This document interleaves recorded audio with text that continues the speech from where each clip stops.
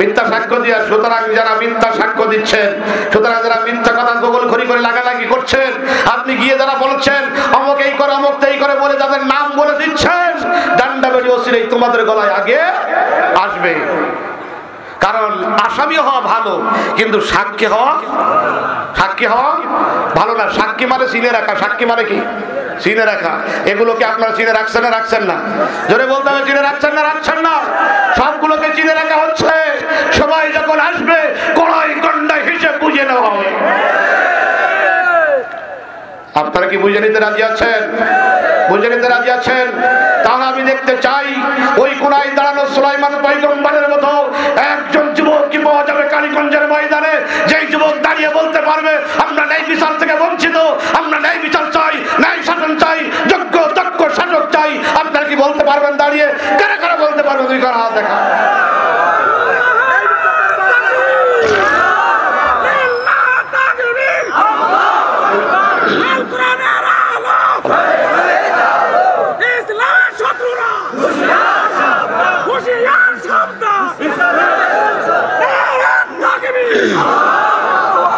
আল্লাহ আমাদেরকে কবুল করুন, আমরা সেই প্রত্যাশায় অপেক্ষারত।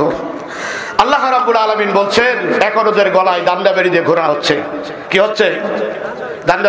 এখন অপরাধী কয়জন? 4 জন। তাহলে ক্ষমতা মাঝে মাঝে যদি পাল্টে যায়, এরকম উল্টো বিচার দেখা যায় না যায় না? জোরে বলেন যায় না যায় না? এই জন্য মনে রাখতে হবে, আপনাদেরকে বলি সবসময় সবার ক্ষমতা একরকম থাকে না, পাল্টায় না। ক্ষমতা যদি একবার বলবো, ক্ষমতা যদি একবার চলে যায়, পাবলিক যদি একটু সুযোগ পায়, ক্ষমতা যদি একবার চলে যায়, পাবলিক যদি একটু সুযোগ পায়, তবে জালেম তোদের মাথায় ভাঙবে যে তাল, দেখাবে কত ধানে কত যে সাল। হবে না? এই 4 জন এখন বড় বিপদে আছে। 4 জন বড় বিপদের মধ্যে আছে। এখন শুধু ডান্ডা বেরি পড়া যে অপরাধী, এখন সমাজে ঝাঁটা কলাই দিয়ে এখন ওদেরকে ঘোরানো হবে। এই 4 জনকে কি করা হবে? কি গলায় দিয়ে ঘোরাবে? এখন একজন সতী সাধবী নারীর বিরুদ্ধে যুবকেরা কি করেছে? মিথ্যা অভিযোগ দিয়েছে। মারবে তোদের মুখে ঝাঁটা দিয়ে, মারবে তোদের মুখে ঝাঁটা দিয়ে, আসছে পিঠে মারবে রশি দিয়ে, তুলে নেবে তোদের পিঠের শাল, দেখাবে কত ধানে কত যে সাল। 4 জন যুবক অপরাধী গলায় ডান্ডা বেরি পড়ানো, সবার কাছে ঘুরিয়ে দেখানো হলো। তোমরা চিনে রাখো এই 4 জন যুবক সতী সাধবী নারী। দাউদ পয়গম্বরের আমল কিন্তু এখনকার কথা না, ওই সময়ের কথা। আপনারা আবার ভাববেন না যে এই সময়ের কথা, কিন্তু যদি ভেবে নেন তাহলে বোঝা যাবে ওই দাউদ পয়গম্বরের সময় জালেমদের সঙ্গে আপনার চরিত্রের কিছু মিল আছে, নতুবা আপনি মেনে নেবেন না, আপনার ঘাড়ে আপনি উঠায় নেবেন না। আমরা বলছি কোন পয়গম্বরের আমলের কথা? জোরে বলেন না, আরো জোরে বলেন। দাউদ পয়গম্বরের সময় 4 জন যুবক একজন নারীর বিরুদ্ধে মিথ্যা অভিযোগ দেওয়ার কারণে এই অবস্থা। আমি জানতে চাই মল্লিকপুরবাসী, হাজার নয়, একজন নারীর বিরুদ্ধে অভিযোগ দেওয়ার কারণে যদি এই যুবকগুলিকে এরকম শাস্তি দেওয়া হয়, তাহলে শত শত নারী বুকে পিটি বাচ্চা নিয়ে অসংখ্য মিথ্যা অভিযোগে অভিযুক্ত হয়ে যারা নির্মম নির্যাতনের শিকার হয়েছে, আপনারা কি তাদের বিচারগুলো এরকম ময়দানে দেখতে চান না? কারা কারা চান? আল্লাহকে 2 হাত দেখান। রব্বুল আলামিনের কাছে বলুন আগামীকাল সূর্য উদয় হওয়া যেমন সত্য কথা, এই আকাশের নিচেই এই জালেমদের প্রকাশ্যে বিচার তেমন সত্য কথা। তৌহিদি জনতা নিজের হাতে বিচারের জন্য তৈরি হয়ে গেছে।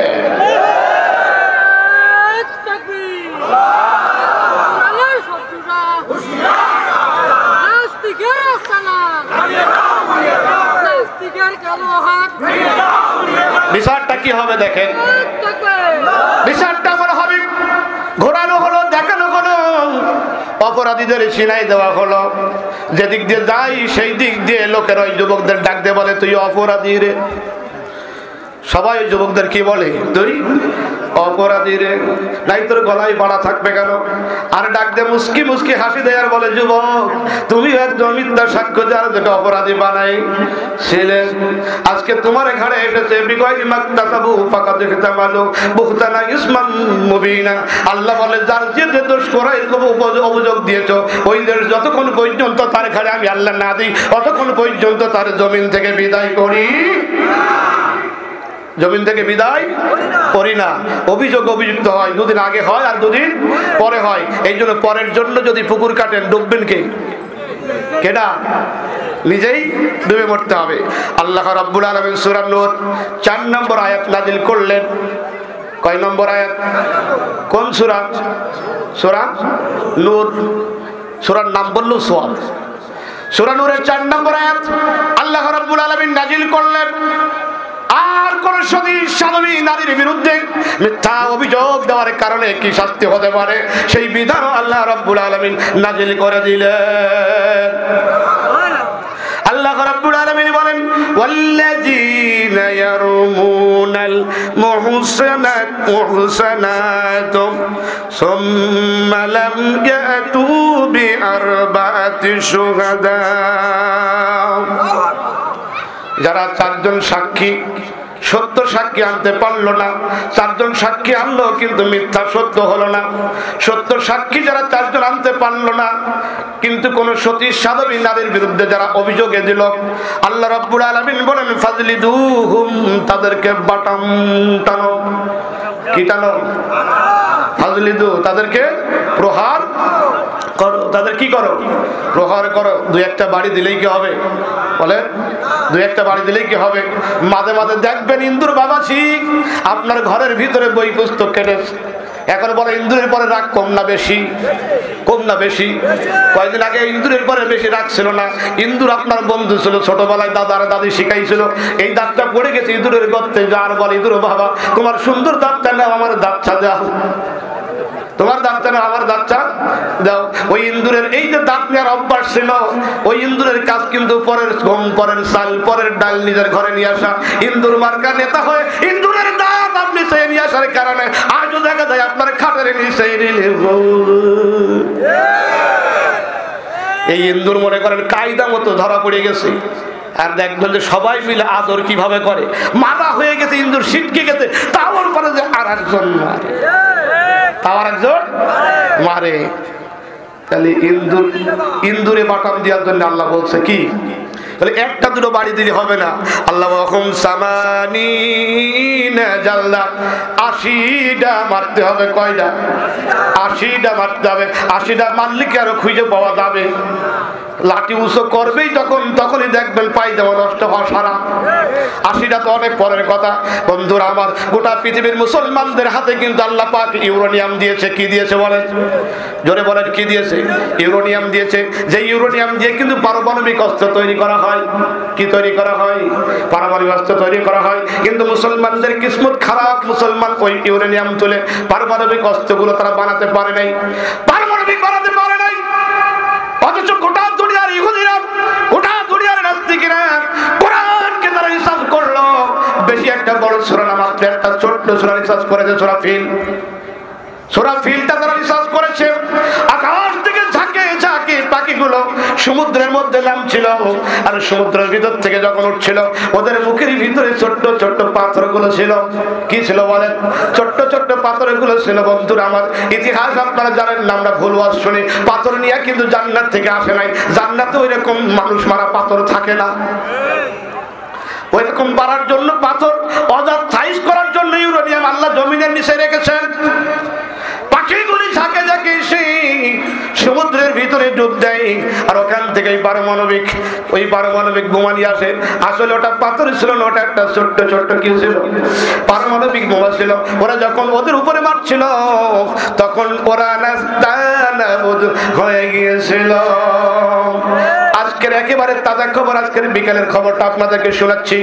আজকের বিকালে ইসরায়েল একটা হতাশার খবর দিয়েছে। ইসরায়েল আমাদের বন্ধু রাষ্ট্র না ভালো রাষ্ট্র?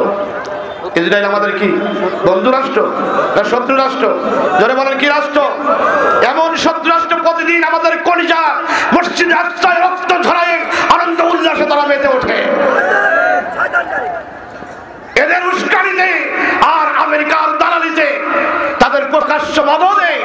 আপনারা দেখেছেন আবু গারিব কারাগারে মুসলমানদের কিভাবে নির্যাতন করা হয়েছে। আফগানিস্তানের কান্দাহার কারাগারে, ইথিওপিয়ার গুয়ান্তানামো কারাগারে দিনের পর দিন মুসলমানদের রক্ত নিয়ে হোলি খেলা করেছে। আল্লাহ পাক আফগানিস্তানের বিজয় দিয়ে গোটা পৃথিবীর মুসলমানদেরকে মেসেজ দিয়েছেন, হে দুনিয়ার মুসলমানেরা, আর বেশি দিন সময় তোমাদের নাই। যত রক্ত ঝরেছে এত রক্ত আর ঝরা লাগবে না, যত ঘর বাড়ি হারিয়েছে আর ঘর বাড়ি হারবে না। অতি সত্তর গোটা দুনিয়ার মুসলমানদের বিজয় আসবে। আকাশের নিচে জমিনের উপরে একমাত্র করতে থাকবে মুসলমানদের। সেই সুদিন দেখার জন্য রাজি আছেন কোন কোন মুসলমান? আল্লাহর কাছে দুই কার হাত দেখা।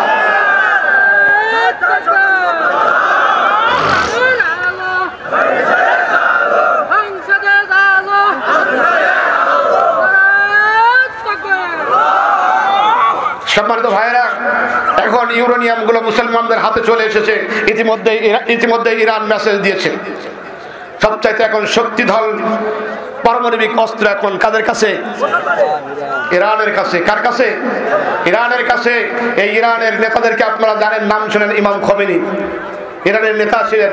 ইমাম খোমেনি কখনো এরকম চিৎকার দিয়ে বক্তব্য দিতেন না, কখনো আঙ্গুল ঝাঁকায় বক্তব্য দিতেন না। ইমাম খোমেনি একদিন বক্তব্য দিয়েছেন, আঙ্গুল উঁচু করেছেন মাত্র সেই দিন যেদিন আমেরিকা ইমাম খোমেনিকে ডেকে বলেছিল, আমার আমেরিকার সমস্ত রসদ বন্ধ করে দেব, গম পাঠানো বন্ধ করবো, খাদ্যগুলো বন্ধ করে দিব। ইমাম খোমেনি ওই দিনে কাকা উঁচু করে বলেছিল, আমাদের সেই মুসলমান, যেই মুসলমানকে খাদ্যের ভয় দেখাও কোনো লাভ নাই। আমরা সেই মুসলমান, যেই মুসলমানের 12টি মাসের মধ্যে 1 মাস না খেয়ে থাকা ফরজ। খাদ্যের ভয় মুসলমানের দেখায় কোনো লাভ আছে? জোরে বলেন আছে? খাদ্যের ভয় যদি মুসলমান করত, আমার কোরআনের পাখিগুলো, আমার সুন্দর চরিত্রবান আলেম উলামাগুলো খাদ্যের অভাবেও দিনের পর দিন কারাগারের অন্ধকারের মধ্যে তারা নির্মম নির্যাতনের শিকার হয়ে আছে। শুধুমাত্র আল্লাহর কোরআন বুকে নিয়ে আছে, তাদের খাদ্যের কোনো অভাব নাই। সুতরাং আমাদেরকে ভয় দেখায় কোনো লাভ, আমাদেরকে ভয় দেখায় কোনো লাভ আছে? বরং তোমাদের কি অবস্থা হবে তোমরা সেই চিন্তা করো। মুসলমানদেরকে ভয় দেখায় কোনো লাভ নাই। গোটা পৃথিবীর মুসলমান এখন সবচাইতে বড় জাগানিয়া মুসলমান। যদি যুবকেরা যদি থেকে যেতে পারেন, আমার লাল সবুজের পতাকা ভালো থাকবে, আমার দেশ ভালো থাকবে, আবার ওই আকাশের নিচে জমিনের উপরে কোরআনের সমাজ নির্মাণ হবে, কোরআন দিয়েই পার্লামেন্ট চলবে ইনশাআল্লাহ। আমরা সেই প্রত্যাশায় অপেক্ষমান।